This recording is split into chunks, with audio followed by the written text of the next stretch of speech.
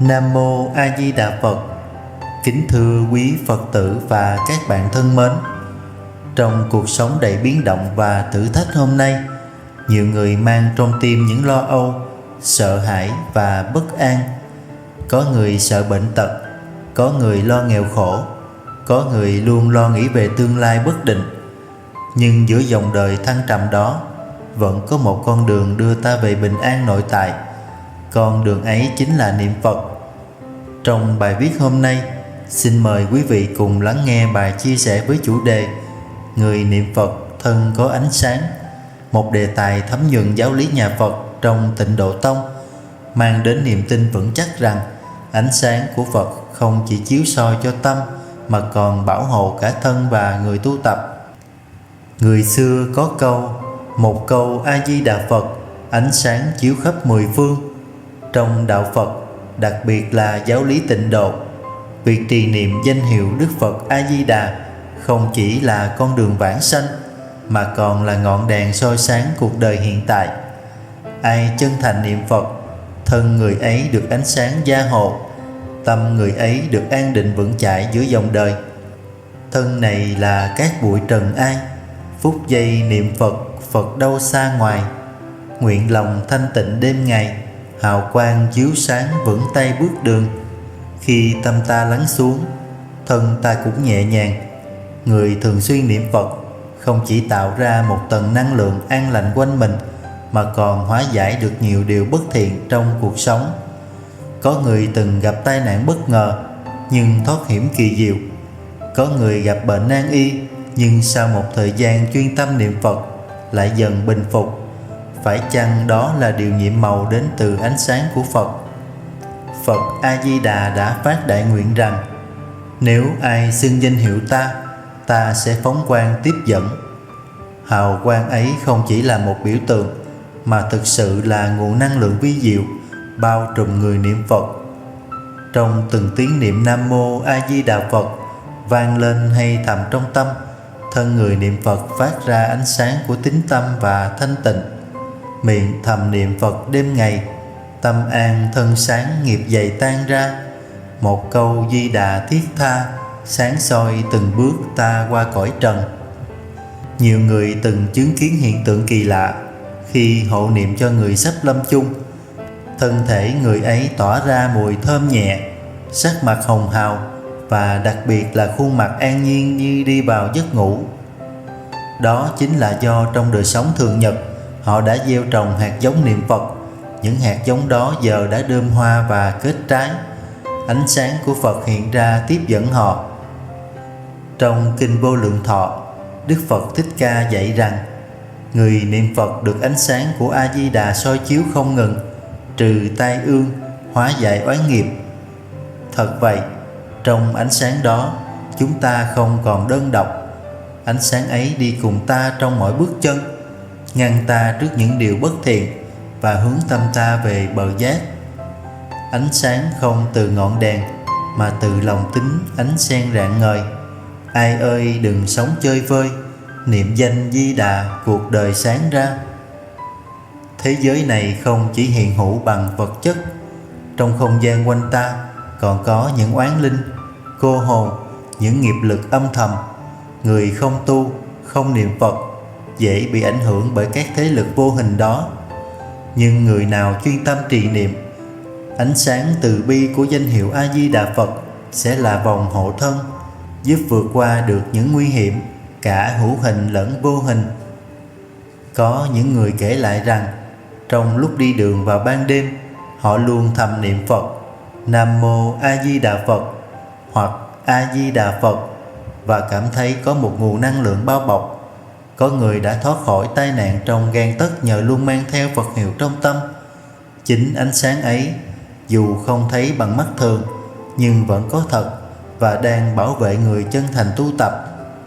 Gió đời thổi rét mặt ai, ta niệm Di Đà lòng chẳng nghiêng ngã. Thân như có ánh trăng ngà, dắt ta qua khỏi phong ba cuộc đời. Khi một người thành tâm niệm Phật, không cần lớn tiếng, chỉ cần trong tâm giữ câu danh hiệu như hơi thở. Câu niệm ấy dần trở thành ánh sáng, xua tan phiền não. rọi rõ chánh tà. Dù trong hoàn cảnh nào, người ấy cũng vẫn thấy được lối đi sáng suốt. Đó là ánh sáng trí tuệ mà Phật ban tặng qua hồng danh của Ngài. Trong thế giới nhiễu nhương hôm nay, con người càng cần ánh sáng và lòng tin. Ánh sáng ấy không đến từ bên ngoài mà từ bên trong, từ chính nơi tâm ta phát nguyện, hành trì và kiên định với con đường của mình. Và câu Phật hiệu A Di Đà Phật chính là chiếc đèn soi đường, là mặt trời sưởi ấm, là ngọn hải đăng giữa biển đời. Giữa đời sóng gió chơi vơi, ta niệm Phật hiệu sáng ngời từ tâm, không cần chi vật quý lâm râm, một câu Di Đà vượt thẳm mê si. Niệm Phật không phải để cầu giàu sang, không phải để mong điều thần kỳ xảy ra, mà là để tâm ta trở nên an định, từ đó dẫn đến thân an, gia đình an và cuộc sống được hài hòa, nhẹ nhàng. Ánh sáng phát ra từ người niệm Phật là ánh sáng của từ bi, của trí tuệ và sự buông bỏ. Đức Phật không chọn ai để thương yêu, không bỏ ai để oán hận. Ngài thương hết thảy chúng sinh. Chỉ cần ta mở lòng ra với Phật, niệm danh Ngài, thì ánh sáng từ bi ấy sẽ rọi chiếu đến ta. Người có ánh sáng đó dù ở nơi tăm tối vẫn tự thấy đường. Người không có ánh sáng, dù đứng giữa ban ngày vẫn mù mịt không lối đi. Giữa đời ngã rẽ bao la, ai người niệm Phật mới ra con đường. Thân này có ánh quang lường, dẫn ta qua hết đau thương kiếp người. Ánh sáng từ người niệm Phật không chỉ bảo vệ bản thân mà còn ảnh hưởng đến những người xung quanh. Một gia đình có người niệm Phật thường mang năng lượng an lạc, ít tranh cãi. Một nơi làm việc có người niệm Phật, bầu không khí nhẹ nhàng, bình yên hơn. Khi ta an thì cảnh giới cũng đổi thay. Do đó, hãy giữ câu Phật hiệu như giữ lấy một sinh mệnh. Đừng để một ngày trôi qua mà không niệm một câu nào. Dù bận rộn mấy cũng dành vài phút để quay về với câu A Di Đà Phật. Dù mỏi mệt mấy cũng thầm nhắc trong tâm rằng mỗi lần niệm là mỗi lần ánh sáng của Phật phóng chiếu đến ta, mỗi lần tâm ta được tịnh hóa. Trần gian là cõi phù sinh, niệm câu Di Đà tựa gió thanh bình. Ai người chưa biết tu hành, xin một lần thử thấy mình sáng ra.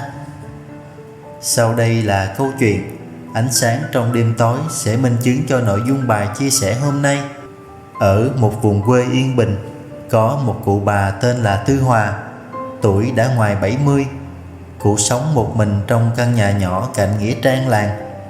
Mỗi ngày, cụ đều thắp nhang niệm Phật, tụng kinh A Di Đà không bỏ một buổi nào. Người trong xóm gọi cụ là bà Hòa niệm Phật. Một đêm mưa gió, trời sấm sét vang dội, điện trong làng cúp toàn bộ. Một thanh niên tên Thành, người từ làng trên đi xe máy về khuya, phải chạy ngang nghĩa trang tối mịt. Thành là người hay trêu ghẹo chuyện ma quỷ, không tin nhân quả. Nhưng đêm đó, khi ngang qua nghĩa địa, bỗng xe anh chết máy. Đứng loay hoay giữa bóng tối, Thành cảm thấy có gì đó lạnh buốt sau gáy. Một làn gió lạ vụt qua, rồi một bóng trắng mờ mờ thoát hiện nơi bụi cây. Thành hoảng hốt, chân tay run bắn. Anh định bỏ xe chạy, thì đột nhiên phía trước có một ánh sáng màu vàng dịu nhẹ từ xa rọi tới. Đó là bà cụ Tư Hòa. Tay cụ cầm đèn dầu, miệng khẽ niệm Nam Mô A Di Đà Phật, A Di Đà Phật. Kỳ lạ thay, nơi cụ đi qua, bóng tối như lùi lại, gió cũng ngừng thổi. Thành nhìn thấy phía sau cụ có những bóng đen mờ nhạt, như đang cúi đầu rồi tan biến trong ánh sáng. Cụ Tư Hòa đi tới cười hiền: "Con ơi, giờ này không nên qua nghĩa địa, dễ gặp chuyện chẳng lành. Con niệm Phật đi, sẽ không sợ gì hết." Thành nghẹn lời, anh cúi đầu, vừa run vừa chắp tay niệm theo Nam Mô A Di Đà Phật, Nam Mô A Di Đà Phật. Chiếc xe bỗng nổ máy trở lại. Ánh sáng từ cụ Tư vẫn lan tỏa nhẹ nhàng như hào quang xung quanh. Anh vội cảm ơn rồi chạy xe về, lòng tràn đầy xúc động. Từ hôm đó, Thành thay đổi. Anh bắt đầu học niệm Phật, tụng kinh, và về sau trở thành người hộ pháp tâm thành của chùa làng. Giữa đêm đen ánh Phật soi, vọng âm Di Đà chẳng rời môi. Thân người chánh niệm thành quang sáng, lặng yên hóa giải vạn oan hồn. Kính thưa quý Phật tử, ánh sáng của Phật không phải ở đâu xa, nó nằm ngay trong từng tiếng niệm Phật mà chúng ta thành tâm gửi lên. Ánh sáng ấy là lớp áo giáp bảo vệ thân, là ngọn đèn dẫn đường cho tâm, là đôi tay từ bi nâng đỡ cho chúng ta những ngày yếu lòng. Người niệm Phật không mong điều kỳ diệu, nhưng chính trong sự tinh tấn ấy, phép màu đã xảy ra. Thân người ấy có ánh sáng không nhìn thấy bằng mắt, nhưng cảm nhận được bằng niềm tin và quả báo an lành. Hãy bắt đầu từ hôm nay nhé. Giữ câu A Di Đà Phật trong tâm như một bảo vật. Hãy để ánh sáng ấy lan tỏa, không chỉ soi sáng con đường cho bản thân, mà còn dẫn dắt bao người khác về với miền tịnh độ. Mong rằng bài chia sẻ hôm nay sẽ là món quà tinh thần quý báu, giúp quý vị vững bước trên con đường tu tập. Kính chúc quý vị luôn thân tâm an lạc, gia đình hạnh phúc và sớm ngày cùng nhau an lành nơi Tây Phương Cực Lạc. Nam Mô A Di Đà Phật. Con nguyện đem công đức này trang nghiêm Phật tịnh độ, trên đền 4 ơn nặng, dưới cứu khổ tam đồ. Nếu có ai thấy nghe đều phát tâm Bồ đề, hết một báo thân này đồng sanh Cực Lạc quốc. Nam Mô Tây Phương Cực Lạc thế giới đại từ đại bi. A Di Đà Phật.